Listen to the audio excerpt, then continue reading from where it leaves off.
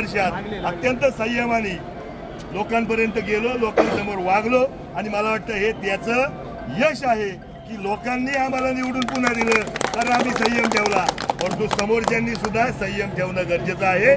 संयम त्यांनी ठेवला नाही तर बघा या भाषेत प्रश्न परीक्षेला विचारला जातो, याच भाषेत उत्तर दिलं पाहिजे तरच मार्क मिळतात अशा मताचा मी माणूस आहे। आता बुलेट ट्रेन येणार नारायणगाव मध्ये पण विकासाची येणार।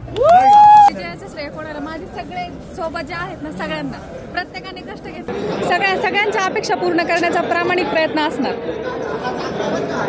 आणि डॉक्टरचं आद्य कर्तव्य असतं जनतेची सेवा किंवा रुग्णांची सेवा। तशी मला ह्या ग्रामपंचायतचा सरपंच म्हणून ती सेवा करण्याचा एक मान मिळतोय, तर त्या सेवेचा मी सगळ्यांना सेवा देण्याचा खूप मनापासून प्रयत्न करणार आणि प्रामाणिक असणार प्रत्येक गोष्टीत।